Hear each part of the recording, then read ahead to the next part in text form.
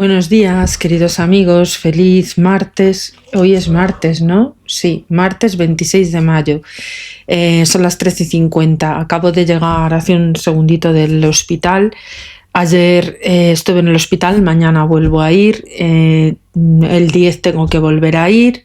O sea, el 1 de junio tengo que volver a ir. El 10 también, como he dicho. Y el 17. Y básicamente ayer no he grabado nada porque me encontraba francamente mal. Mañana además tengo que madrugar muchísimo porque me toca ir súper pronto. Y bueno, pues la verdad que un poquito me pilla a mí a desmano todo esto porque quería haber hecho cosas, quería haber grabado cosas, pero no ha podido ser porque, bueno, ya sabéis, primero es la salud y, bueno, pues lo que os decía, que en medida de lo posible y dentro de mis posibilidades, que valga la redundancia, que a veces no son todo lo que debieran, porque me encuentro francamente, lo primero, súper limitada físicamente de cintura para abajo, me cuesta muchísimo mantenerme de pie o incluso caminar más de 10 metros sin pararme, necesito bastón. No puedo dormir por la noche porque el dolor es súper intenso. La medicación que me dan es una auténtica bomba. Ya estoy a un pasito de que me tengan que recetar fentanilo, cosa que no voy a aceptar porque me da miedo esa medicación. Y bueno, pues, ¿qué deciros? Tengo un montón de citas médicas por delante porque además incluso tengo que volver al neurólogo porque yo nací con epilepsia, un tipo de epilepsia que te produce crisis de ausencia y unas crisis que me dan además, yo no sé si ha sido a raíz de que me han detectado la fibromialgia y la medicación que me dan para la fibromialgia y la medicación para la espondilitis, que no son biológicos porque no me lo pueden poner por el tema del cáncer, pero la medicación que me dan para la espondilitis es lo relativamente fuerte como para que también me haga interacción con la supuesta medicación que yo tomo para la epilepsia. ¿Qué pasa? Al ser todo pregabalina, gabapentina, ácido valproato, que es lo que necesito y lo que tomo yo para las crisis de ausencia, bueno, pues he notado que incluso comiendo me dan crisis y ya no es la primera vez que me atraganto incluso comiendo porque me quedo inconsciente. Entonces, claro, es que es un problemón. O sea, me han dado como preferente, fijaros cómo está todo, la sanidad pública, por eso siempre digo que es súper importante que realmente defendamos lo público porque es tremendo lo que está ocurriendo y me han dado como preferente para el 13 de enero de 2027. O sea, yo con un problema de cojones, hablando en plata, que me puedo ahogar incluso comiendo o durmiendo, que me puedo tragar la lengua porque me quedo inconsciente, pues no me ven hasta el 13 de enero del año que viene. O sea, ¿cuántos meses van? 7, 8 meses por lo menos, o 9 meses. No lo sé. O sea, no he hecho el balance. Estamos en mayo. De mayo a diciembre son 6 meses, 7 meses aproximadamente. Pues fijaros, chicos, es que es tremendo. Es tremendo. Bueno, el caso. No hago el vídeo para hablar de esto exactamente, sino para deciros pues que me he demorado en el hecho de grabar cosas. Por este motivo, porque me siento mal físicamente, me siento mal y la verdad que aunque el médico me mande leer, me mande hacer actividades que intenten potenciar un poco la concentración, pues me resulta muy difícil fijar la vista en la pantalla, todas estas cosas. Y aunque grabo esto, me tengo que tomar mis descansos, por eso también muchas veces corto los vídeos, porque claro, necesito al menos en una hora hacer varios descansos, o sea que es que tremendo. Bueno, pues nada, ya os seguiré contando a ver en qué acaba la cosa, porque además ahora también a mediados de mes también tengo una cita muy importante en inspección médica, o sea, un montón de historias. Bueno, el caso, chicos, que voy a ver si puedo continuar donde lo dejé, porque me encantaría hablar de la situación actual, de lo que está pasando, de lo de Zapatero, etcétera, etcétera, pero veo tal el montaje, veo tal la falta de dignidad por parte de la derecha española, por la mediocridad absoluta, la falta de realidad y las ganas de agarrar el poder a costa de lo que sea, que me da puñetero asco dar pábula a estas noticias, porque yo sigo pensando que es totalmente falso las acusaciones que están haciendo contra el expresidente Zapatero, que quieren agarrar a Sánchez sea como sea, hacerle caer a costa de lo que sea, y la verdad no me da la gana escuchar mentiras de la derecha y de la ultraderecha, porque esto es, además, o sea, es que es vergonzoso. Yo pienso que deberían ya de tomar cartas en el asunto e ilegalizar al PP y sobre todo ilegalizar a Vox. Bueno, al margen de esto, ya me quito de esto, porque es que de verdad, o sea, me enerva mucho, no me da la gana darles publicidad y bueno, voy a seguir a lo que seguía. Bueno, nos habíamos quedado en la expansión del sistema feudal y íbamos a hablar de lo que era el dinamismo interno, lo que es lo económico y social, tecnológico e intelectual, ya no solo en España. En España, ¿os acordáis que he hecho una pausa en la Alta Edad Media, que la hemos terminado, y antes de entrar en la Alta Edad Media, o sea, en la Baja Edad Media, que es ya la última parte de la Edad Media en España, quería hacer una ampliación de esta información, de toda esa información de la Edad Media, no solo para España, sino para el resto de Europa, incluyendo la evolución de la Iglesia Católica, la Iglesia Bizantina, el mundo artúrico que ha dejado su legado para cuestiones artísticas, literarias y tal, la mitología, por supuesto las órdenes del Cister y la orden de Cluny, que darán origen en las primeras órdenes templarias, súper importantes para la defensa de la Iglesia cristiana en Tierra Santa. Y bueno, pues para ir englobando capítulos con todo esto. Y ya me ha llegado alguna información más de ciencia tecnológica, que ya os voy adelantando, que cuando termine ya todo esto de la Edad Media voy a seguir profundizando con todos los artículos que he ido recogiendo también de ciencia y tecnología, del rincón de la ciencia y el universo, para ampliar con temas de física cuántica que tengo aquí, y del cual hice yo un pequeño descanso, también un pequeño paréntesis para preparar esto, y así básicamente seguir completando los listados de aprendizaje y que podamos tener todos una visión más cosmopolita y global de todo lo que es la ciencia, y muy accesible de contenido para todo el mundo que tenga curiosidad y quiera saber.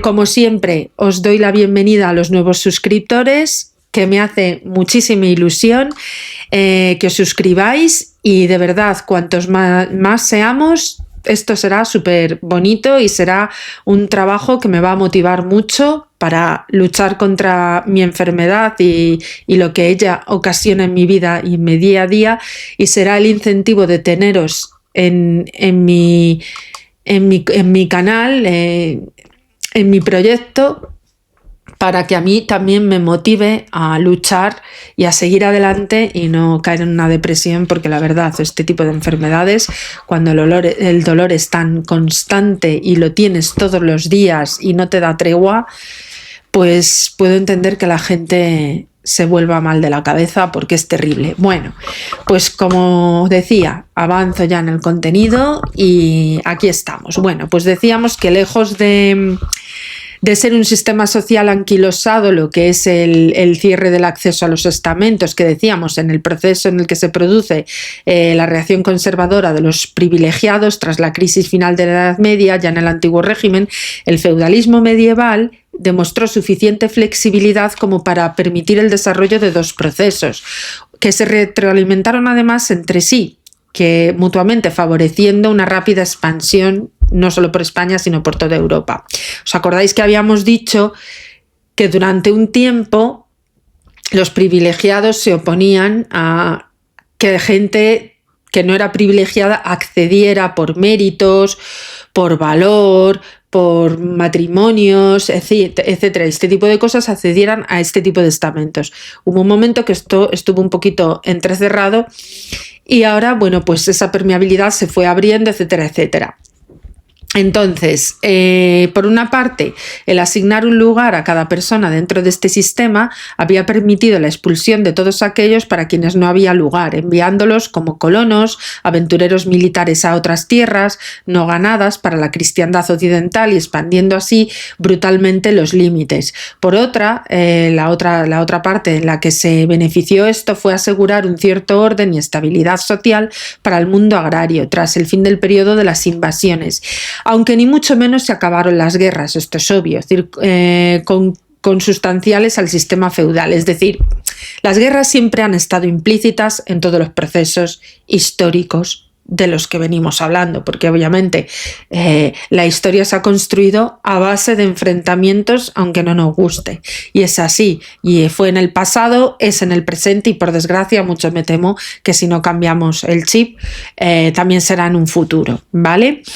Bueno, pues el nivel habitual de violencia en los periodos bélicos tendría además que irse controlando poco a poco por las propias instituciones.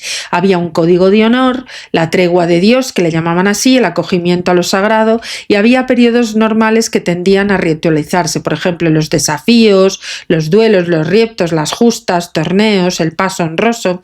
Esto es muy típico de la Edad Media. Cuando veis alguna película, ¡ay, he ido a participar en la justa de no sé qué! Pues las justas eran combates entre caballeros, con el trato de caballero, es decir, que eran ordenados por ritos eclesiásticos o monárquicos, se les concedía ese título nobiliario y efectivamente pues participaban en justas, etcétera, entre caballeros, en fin. Y aunque no desaparecía ni en las relaciones internacionales ni dentro de los reinos, con unas ciudades que se basaban además en su seguridad en la pax, que llamaban pax urbana, paz urbana, y en sus fuertes murallas, sus toques de queda y su expeditiva justicia, y en unos inseguros campos en los que los señores de horca y cuchillo imponían sus prerrogativas e incluso abusaban de ellas, que eran los malhechores feudales. No sin encontrar la resistencia antiseñorial de los siervos, es decir, que también había revueltas de los siervos, a veces mitificada, como la de Robin Hood, evidentemente. Y también, a diferencia de modo de producción esclavista, el modo de producción feudal ponía en el productor al campesino la responsabilidad en el aumento de la producción, ya fuera buena o mala cosecha, que se debía de pagar además mediante unas rentas, los famosos diezmos, a los cuales había que tributar, y precisamente en la obra de Robin Hood, etcétera, en esto de la ficción, evidentemente este señor estaba en contra de los diezmos, y entonces por eso había esos asaltos en los caminos a los recaudadores de los reyes, etcétera, etcétera, ¿vale? Digamos que fue una época también muy danzarina en este sentido.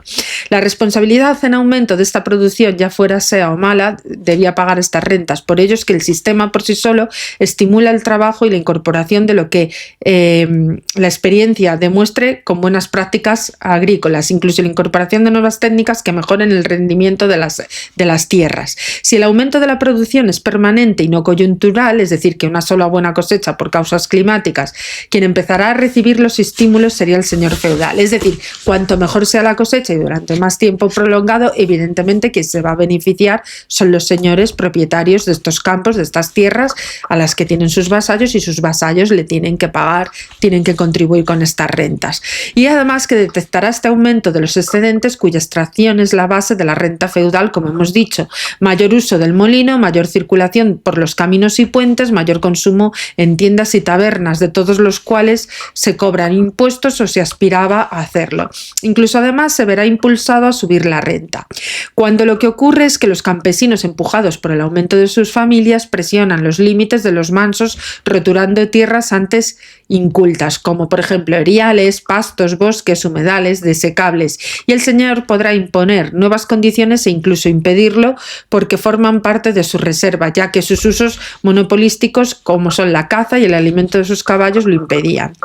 Es decir, que se buscan las triquiñuelas los campesinos para cultivar unas tierras por las cuales no tengan que pagar estos derechos de excedente al señor feudal, y lo que incurre a veces en delito y en represalias por parte de los señores feudales. Esta dinámica de luchas de clases entre siervos y señores dinamizaba también la economía y hacía posible el inicio de una concentración de riquezas acumuladas a partir de las rentas agrícolas, pero nunca de manera comparable a la acumulación del capital propia del capitalismo, que no se hacía con estas una inversión productiva, como hubiera ocurrido de disponer en campesinos al uso del excedente, sino en el atesoramiento de manos de nobleza y el clero, es decir, que el clero y las clases más altas atesoraban las tierras y capitalizaban el rendimiento de estas tierras en la mayor proporción.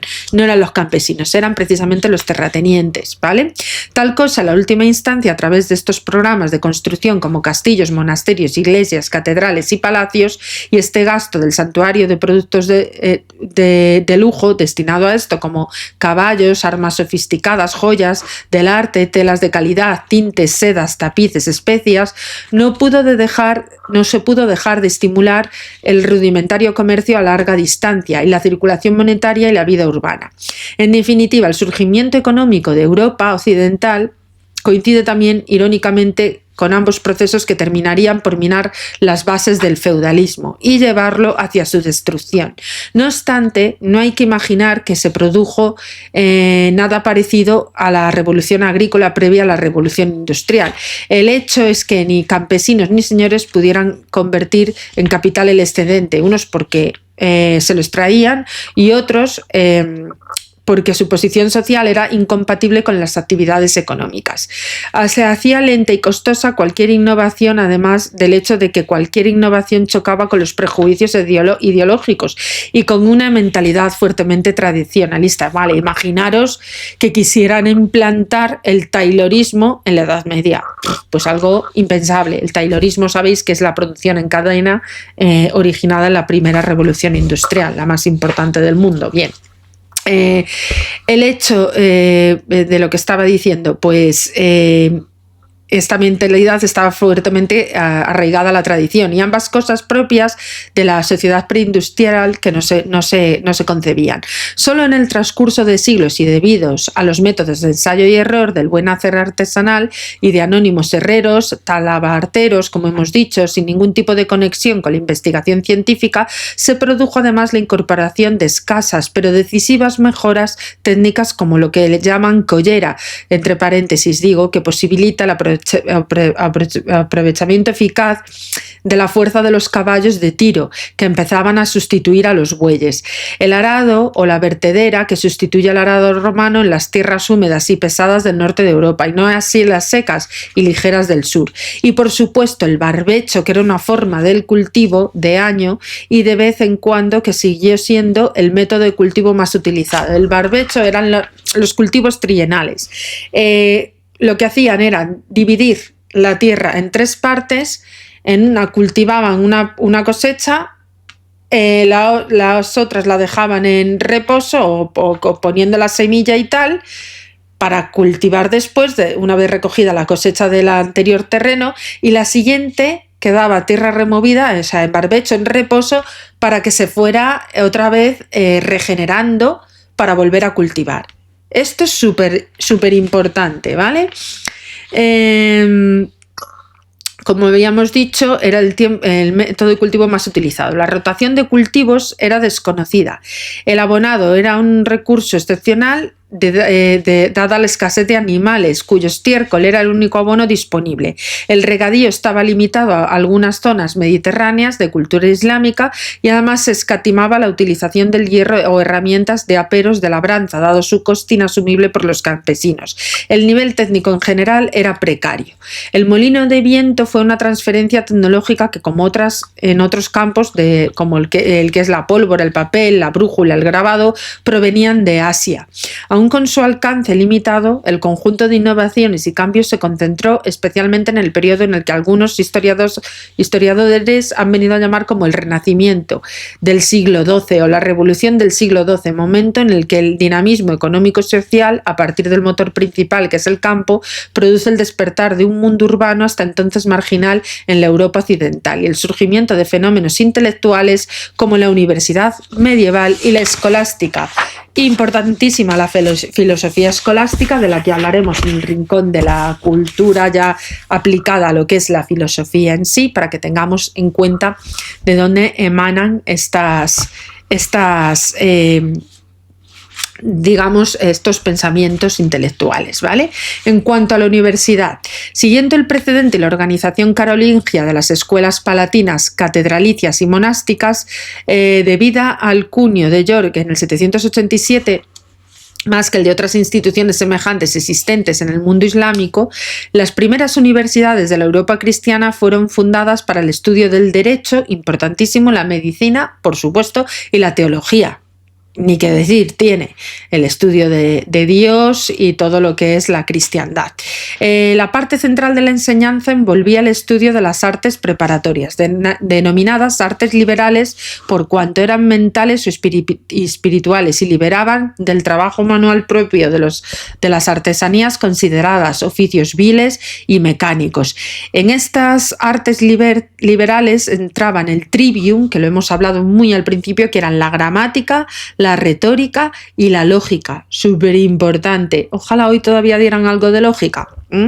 Y el quadrivium, que era la aritmética, geometría, música y astronomía. Muy importante también. Digamos, los pilares más grandes, o sea, son 4 y 3, 7, los 7 pilares más grandes del conocimiento humano. Después de que el alumno entraba en contacto con los estudios más específicos, es decir, por supuesto, aprendían a leer y escribir, por supuesto, en latín, porque en aquella época era todo en latín. Después el alumno entraba en esto, además de los centros de enseñanza, eran también lugar de investigación, de producción del saber y foco de vigorosos debates y polémicas, que a veces requirió incluso intervenciones del poder civil y eclesiástico, a pesar de los fueros que estaban dotadas y que las convertían en instituciones independientes, bien dotadas económicamente con una base patrimonial de tierras y edificios. La transformación cultural generada por las universidades ha sido resumida de este modo. En el 1100 la escuela seguía al maestro, en el 1200 el maestro seguía a la escuela. Las más prestigiosas recibían el nombre de Studium Generale y su fama se extendía por toda Europa, requiriendo una presencia de maestros y al menos de comunicación epistolar que inició un fecundo intercambio intelectual facilitado por el uso común de la lengua culta, que era el latín. Entre el 1200 y el 1400 fueron fundadas en Europa 52 universidades, 29 de ellas fueron de fundación papal, es decir, eclesiásticas, y las demás de fundación imperial o real, a partir de los reyes. La primera fue posiblemente la de Bolonia, en Italia, especializada en Derecho, que fue inaugurada en el 1088, a la que siguió Oxford, en Inglaterra, en 1096, y en la que además se extinguió su rival Cambridge en 1209, París en mediados del siglo XII, uno de cuyos colegios fue la Sorbona en 1275, la de Salamanca en 1218, precedida por el Estudio General de Palencia en 1208, la Universidad de Padua en 1222, Nápoles en 1224, Coimbra en 1308, trasladada desde el Estudio General de Lisboa en 1290, la Universidad de Alcalá de Henares en 1293 y además refundada por el Cardenal Cisneros en 1499. No os perdáis este nombre, ¿eh? Cardenal Cisneros, importantísimo en la época de Isabel la Católica, ¿vale? La Sapiencia en Roma en 1303, la de Valladolid en 1346, la Universidad Carolina de Praga en 1348, Jagiellonica de Cracovia en 1363, la de Viena en 1365, Heidelberg, alemana, en el 1386, la de Colonia en el 1368 y al final del periodo medieval la de Lovaina, una muy prestigiosa que está en Bélgica en el 1425, la de Barcelona en 1450, la de Basilea en 1460 y la de Uppsala en 1477. En medicina además gozaba el prestigio la escuela médica de Salernitana, con raíces árabes que provenían del siglo XI, y en 1220 empezó a rivalizar con la Facultad de Medicina de Montpellier. La Complutense es un poquito más posterior, pero igual de antigua, ¿vale? Para que lo sepamos. La escolástica en este caso, ¿vale? Fue la corriente teológico-filosófica que hemos dicho dominante del pensamiento medieval. Aquí lo vamos a resumir en grandes líneas generales para luego enfocarnos con los autores como tal en el capítulo de la filosofía. Tras la patrística y antigüedad tardía, y se basó además con la coordinación de la fe y razón, que en cualquier caso siempre suponía la clara sumisión de la razón a la fe. Es decir, que en este caso la escolástica pone por encima de todo la fe y por debajo los, ¿cómo diríamos? Los argumentos, las cuestiones de su estudio, en fin, las investigaciones, lo que es la empírica propiamente dicha está supeditada a la cuestión de fe, cosa que después eso ha ido evolucionando, obviamente, porque cuando ya se transforma todo esto, incluso hay gente que muere quemada en la hoguera por intentar rebelarse a estas cuestiones de fe, ¿vale? No nos olvidemos del Tribunal de la Santa Inquisición aquí en España, fundado precisamente por Isabel la Católica y los grandes digamos, representantes del clero de aquella época. Es un método, además, de trabajo intelectual, es decir, todo pensamiento debía someterse al principio de autoridad, el Magister Dixit, que significa lo dijo el maestro. La enseñanza se podía limitar en principio a la repetición o glosa de textos antiguos, sobre todo de la Biblia, y la principal fuente del conocimiento, pues representa la revelación divina. A pesar de todo ello, la escolástica incentivó la especulación y el razonamiento porque suponía someterse a un rígido armazón lógico y una estructura esquemática del discurso, que debía además exponerse a las refutaciones y preparar las defensas. Desde el comienzo del siglo XI a finales del XII, los debates se centraron en las cuestiones de las universales, que suponen o se oponen a las realistas encabezadas por Guillermo de Champeaux y los nominalistas representados por Roscelino y los conceptualistas de Pedro Abelardo. En el siglo XII tiene lugar la recepción de textos de Aristóteles, antes desconocidos en Occidente, y primero indirectamente a través de filósofos judíos y musulmanes, especialmente Avicena y Averroes, filósofos muy importantes, pero enseguida directamente se tradujo del griego al latín por Alberto Magno y por Guillermo de Moerberg, secretario de Santo Tomás de Aquino, verdadera cumbre del pensamiento medieval y elevado al rango de doctor de la Iglesia. El apogeo de la escolástica coincide en el siglo XIII, en que se fundan las universidades y surgen las órdenes mendicantes de los dominicos, y que además siguieron la tendencia aristotélica anteriormente citada, y los franciscanos, categorizados por el platonismo, también griego, y la tradición patrística de Alejandro de Ales o Buenaventura. Ambas órdenes coparán las cátedras y vida de los colegios universitarios, y ellas procederán la mayoría de teólogos y filósofos de la época. En el siglo XIV representará la crisis escolástica a través de los franciscanos británicos del doctor Subtilis, Juan Duns Scoto y Guillermo de Ockham, súper importantes. Precedentes de ambos sería la escuela de Oxford de Roger Groteste y Roger Bacon, centrada en el estudio de la naturaleza, defendiendo la posibilidad de una ciencia experimental apoyada en la matemática contra el tomismo dominante. Es decir, que fueron los primeros en rebelarse a Santo Tomás de Aquino. La polémica de las universidades se terminó decantando por los nominalistas, que además dejaba un espacio a la filosofía más allá de la teología. Es decir, que se empieza ya a una preempírica de algún modo.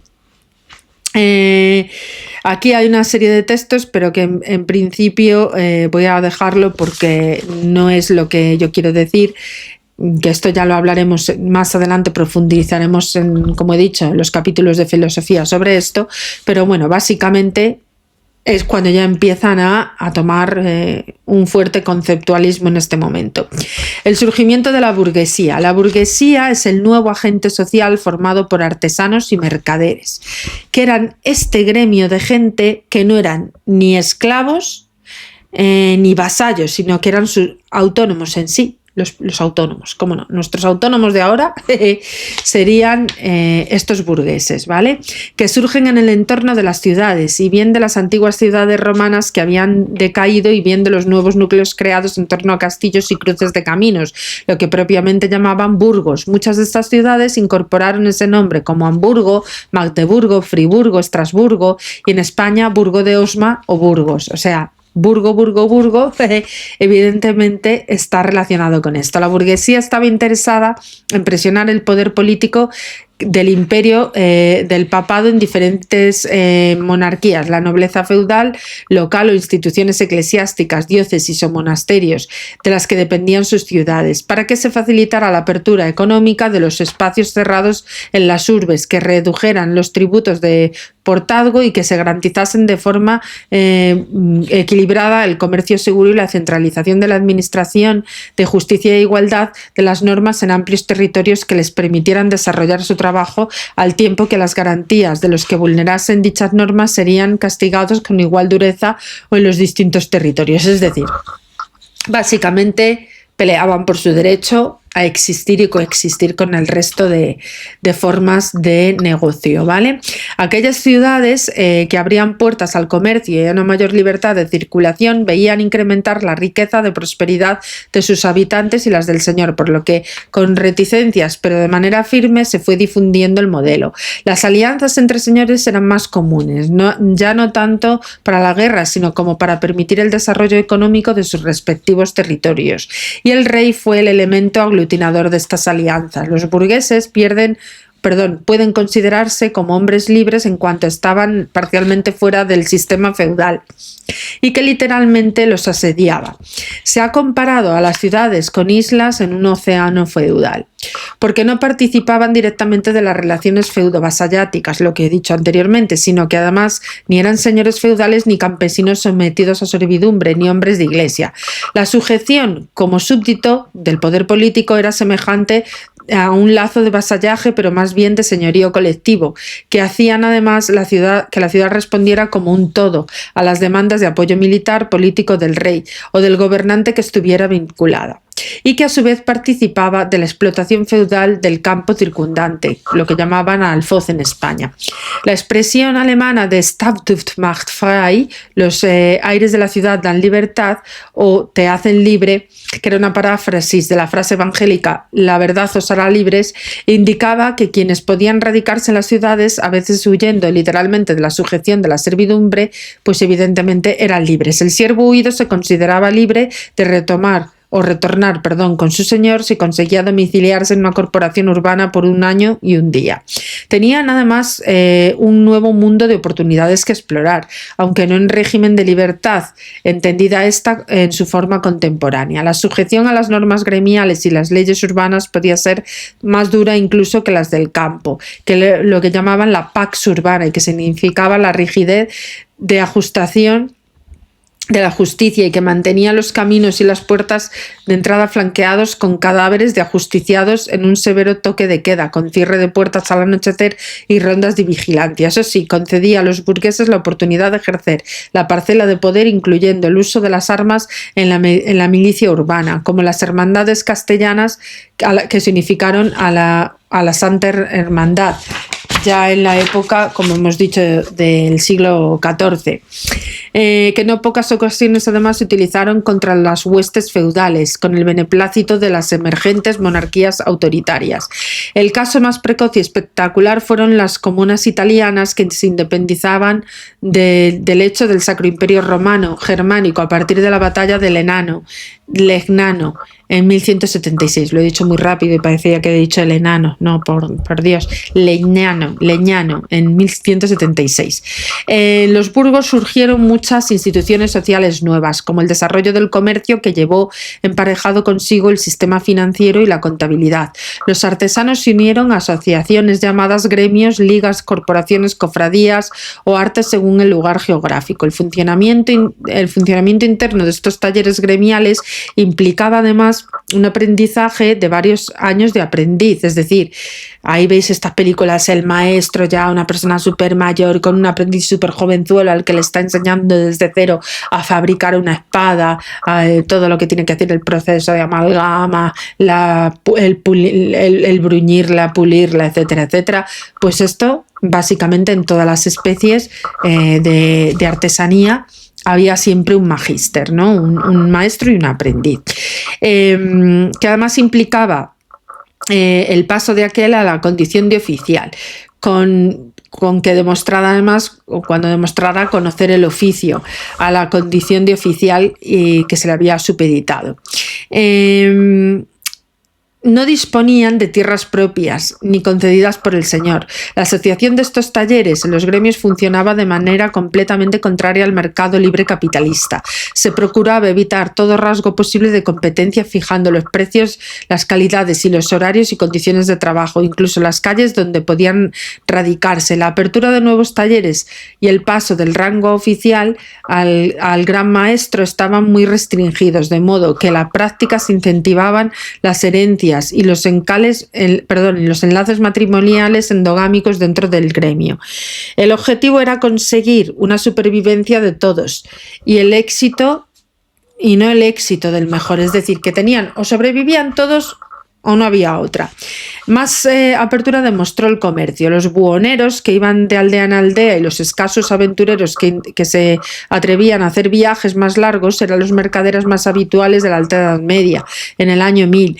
Y en 3 siglos, para comienzos del siglo XIV, las ferias de Champaña y de Medina habían creado rutas terrestres estables, más o menos seguras, a lomos de mulas o de carretas, en el mejor de los casos, que recorrían Europa de norte a sur, en el caso castellano siguiendo las cañadas transhumantes de la meseta, en caso francés enlazando los emporios flamenco y norte italiano a través de las prósperas regiones borgoñonas, renanas, salpicadas de ciudades.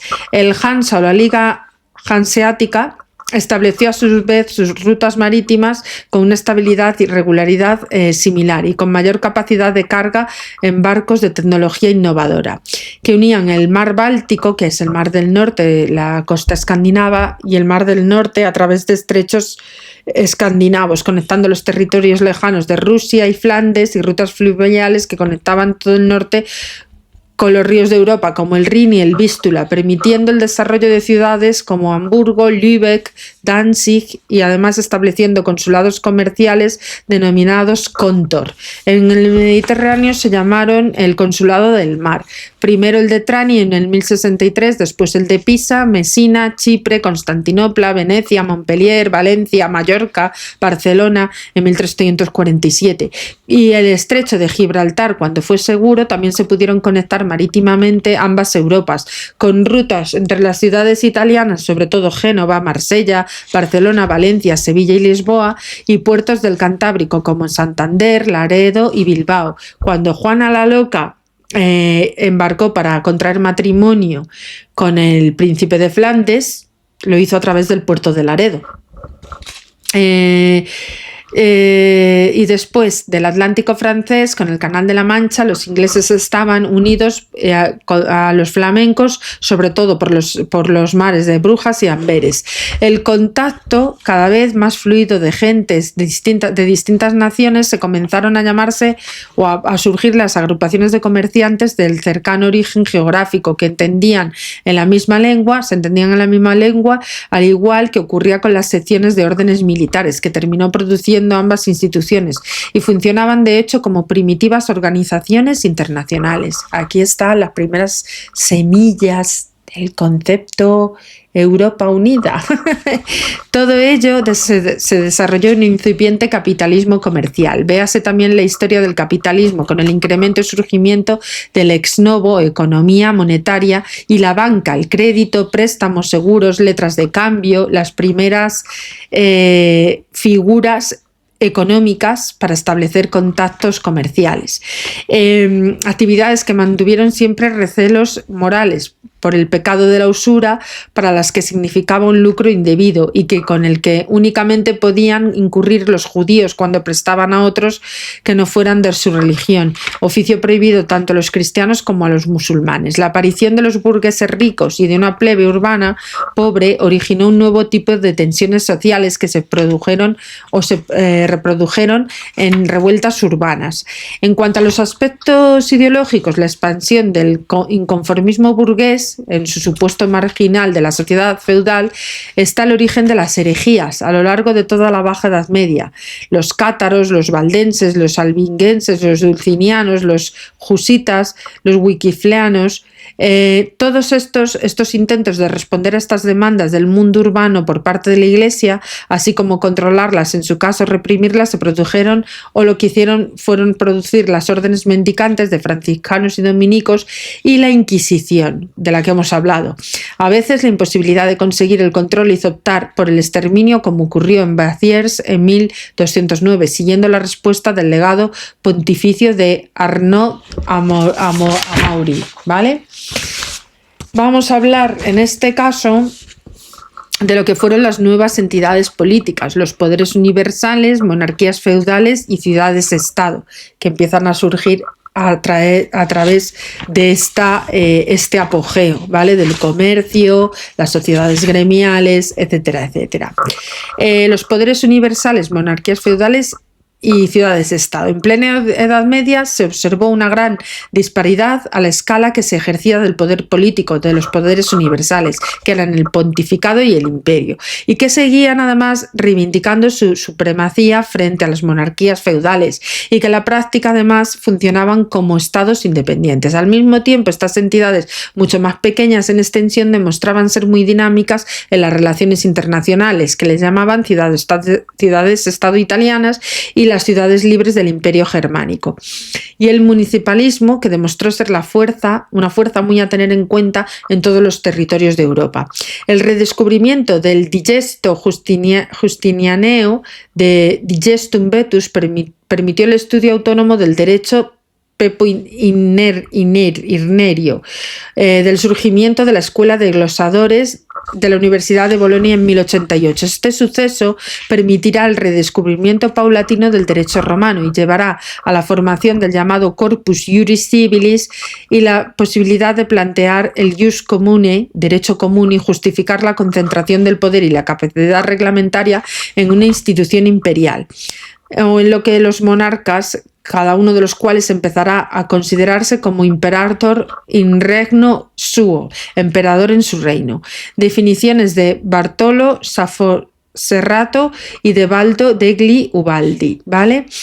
La difícil convivencia del pontificio o el pontificado e imperio, ¿vale?, a lo largo de los siglos dio origen entre 1073 al 1122 a la querella de las investiduras. Distintas formulaciones ideológicas de la teoría de las dos espadas, del plenitudo potestatis y de la dictatus papae, condenas de la simonía y del nicolaísmo, que además constituían un edificio levantado durante siglos por el que el Papa pretendía marcar la supremacía de la autoridad religiosa sobre el poder civil, lo que se ha venido denominando augustinismo político, mientras que el emperador pretendía hacer valer la legitimidad de su cargo y pretendía derivar del antiguo imperio romano el translatio imperii, y así como el hecho material de su capacidad militar para imponer su poder territorial e incluso tutelar la vida religiosa. Es decir, que había una pugna entre los estados pontificios, es decir, el Papa como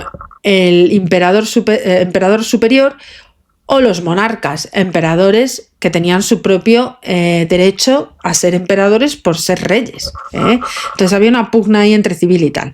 El acceso de distintas dinastías a la dignidad imperial debilitó el poder de los emperadores, sujetos a un sistema de elección que les hacía dependientes en un delicado juego de alianzas entre los dignatarios, que se alcanzaron con el título de príncipe elector, unos laicos príncipes territoriales independientes en la práctica y otros eclesiásticos que eran los obispos de ciudades libres. No obstante, periódicamente se asistía a intentos de recuperar el poder imperial, como por ejemplo Otón III y Enrique II entre los últimos otónidas, y en ocasiones llegaban a enfrentamientos espectaculares como Enrique IV de la dinastía Salia o Federico I Barbarroja o Federico II de la dinastía de Hohenstaufen. Las oposiciones entre guelfos y gibelinos, cada uno asociado con sus poderes en liza del Papa Emperador, y además presidió la vida política en Alemania e Italia desde el siglo XII hasta bien entrada la Baja Edad Media. Es decir, que hay una pugna constante. Vamos a hablar del parlamentarismo. Apareció además el parlamentarismo, una nueva forma de representación política con la que el tiempo se convirtió en el precedente de la división de poderes, consustancial a la democracia de la edad contemporánea. La primacía del tiempo en el tiempo la tiene Alþingi islandés en el 930, que seguía el modelo de los Thing o asambleas de guerreros germanos, pero que desde el finales del siglo XI fue gestando un nuevo modelo institucional, derivado en la obligación feudal del concilium, que implicaba los tres órdenes feudales y que se generalizó en Europa occidental, como las Cortes de León en 1188, el Parlamento inglés en 1258 y previamente las relaciones entre el poder del rey y la nobleza, que habían sido reguladas en la Carta Magna de 1215 o las Provisiones de Oxford de 1258 y los Estados Generales franceses de 1302. Es decir, que esto ya es súper antiguo.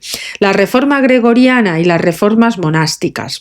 Hildebrando de Toscana, ya desde su posición bajo los pontificados de León IX y Nicolás II, y más tarde como Papa Gregorio VII, con lo que cubre toda la segunda mitad del siglo XI, emprendió el programa de centralización de la Iglesia. Esto lo vamos a ir viendo también en la evolución de la Iglesia, ¿vale? Con la ayuda de los benedictinos de Cluny, que se extendieron por toda Europa occidental, implicando a las monarquías feudales, ¿vale? Las siguientes reformas monásticas, como la de la Cartuja de San Bruno y sobre todo la cisterciense de San Bernardo de Claraval, significarán nuevos fortalecimientos de la jerarquía eclesiástica y su implantación dispersa en todo el territorio europeo como una impresionante fuerza social y económica ligada a las estructuras feudales y además vinculada a familias nobles y las dinastías regias, con una base de riqueza territorial e inmobiliaria a la que se añadía el cobro de los derechos propios de la Iglesia, los diezmos, primicias, derechos de estola y otras cargas locales como el voto de Santiago en el noroeste de España. El fortalecimiento del poder papal se intensificó con las tensiones políticas e ideológicas del Imperio Germánico, con la Iglesia oriental, y en este caso terminarán llevando al cisma de Oriente, muy importante el cisma de Oriente. Las cruzadas trajeron como consecuencia la creación de un tipo especial de órdenes religiosas, que además de someterse a una regla monástica, habitualmente la cisterciense, incluyendo el cumplimiento teórico de los votos monásticos, exigían a sus componentes una vida castrense más que ascética. Fueron las órdenes militares fundadas por la toma en Jerusalén en 1099 por los Caballeros del Santo Sepulcro, los Templarios en 1104 y los Hospitalarios en 1118. Fueron las dos órdenes más importantes, Templarios y Hospitalarios, que se proclaman como los primeros militares en hacer frente a la Guerra Santa en Jerusalén contra los musulmanes. Las primeras cruzadas con Hugo de Pines, que fue el primer templario, ¿vale? Y junto Hugo de Pines y otros nueve caballeros que le acompañaron en esta gesta. órdenes militares españoles y caballeros teutónicos. Teutones son alemanes, ¿vale?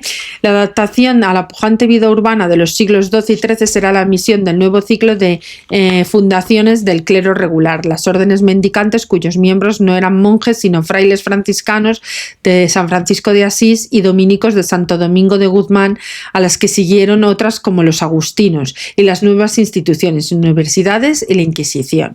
Las innovaciones dogmáticas y devocionales. A partir del siglo XI y el XII se introdujeron al cristianismo latino las innovaciones dogmáticas y devocionales de gran trascendencia. La primera, la imposición del rito romano frente a la anterior de multiplicidad de liturgias como el rito hispánico, rito bracarense o rito ambrosiano.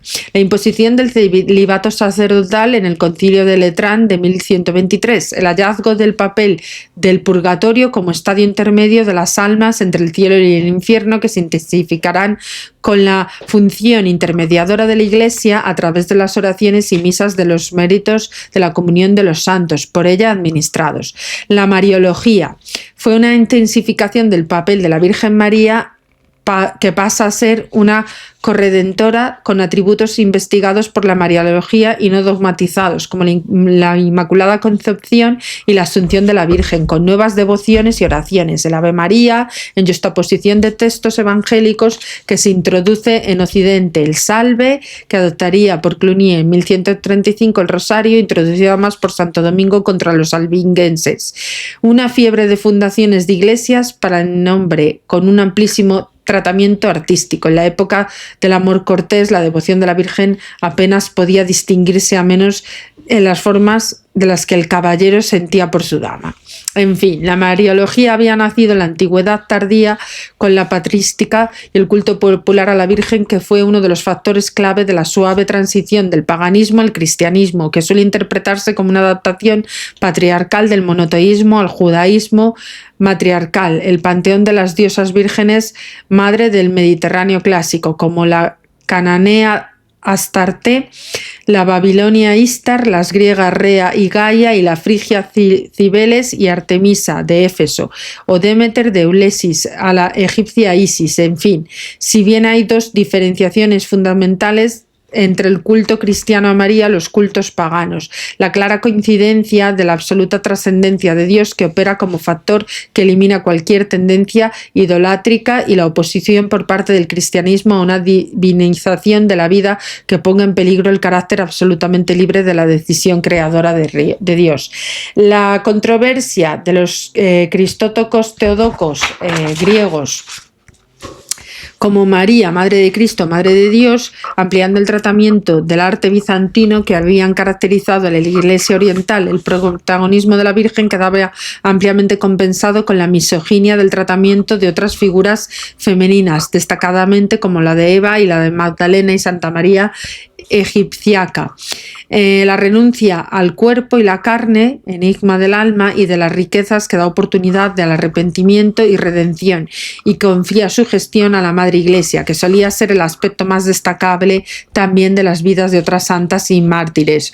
Los sacramentos, además, como cohesión social y minorías religiosas. Por último, la institucionalización de los sacramentos, especialmente de la penitencia, la comunión pascual, que además se plantean como trámites anuales que el fiel ha de cumplir entre el párroco y su confesor, y además la vivencia comunitaria de los sacramentos, sobre todo en la significación de cambios vitales como el bautismo, el matrimonio, la extrema unción, que son los rituales funerarios que cohesionan fuertemente a las sociedades locales, tanto aldeanas como las urbanas, sobre todo en cuanto se enfrentaban a la convivencia con otras comunidades religiosas, como por ejemplo los judíos de Europa y musulmanes en España.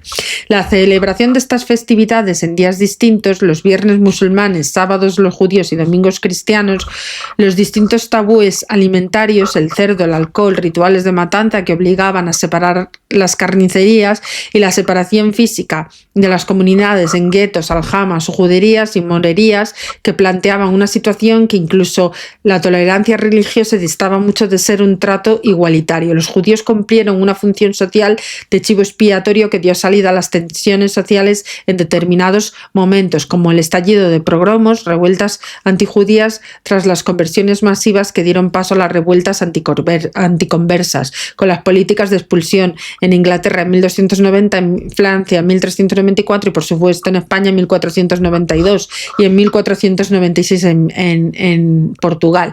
La existencia de minorías religiosas dentro del cristianismo, en cambio, no podía ser aceptada, puesto que la comunidad política se identificaba como unidad de fe.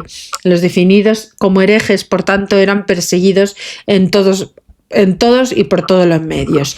El delito, el pecado y el sexo. De esto ya hablaremos en el siguiente capítulo a partir de mañana, si puedo. Bueno, depende a la hora que salga y cómo salga de esta consulta. En fin, pues si me da tiempo a grabar, grabaré, y si no, bueno, pues iré preparándolo para el día siguiente. Y ya nos va quedando muy poquito para terminar esta expansión europea y para meterme directamente con la Iglesia católica en su evolución, porque esto es súper importante para entender el papado en nuestro día de hoy, en cómo se convierte prácticamente en institución política, aunque digan que no lo son, y bueno, y prácticamente quedaría ya finiquitado esto y podríamos emprender pues, otros nuevos temas de controversia y debate para luego seguir con la Baja Edad Media.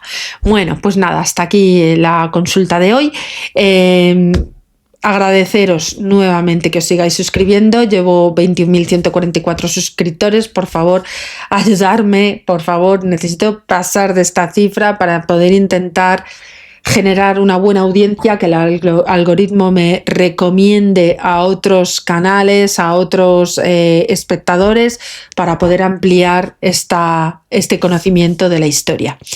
Agradeceroslo enormemente, vuestra paciencia, vuestra devoción, vuestra fidelidad, y que a ver si entre todos conseguimos esta hermosa comunidad que quiero construir de hambrientos por el conocimiento, el saber y bueno, pues en fin, el entender nuestro entorno en base a la historia, porque es muy importante. Yo siempre digo que la ignorancia es la falta, evidentemente, del conocimiento y de las ganas de conocer, porque uno puede no tener conocimiento por algún tipo de decisiones o vicisitudes de la vida, pero habiendo información, el seguir siendo ignorante es porque es falta hambre de conocer, y eso es muy triste, porque eso nos condiciona como seres humanos.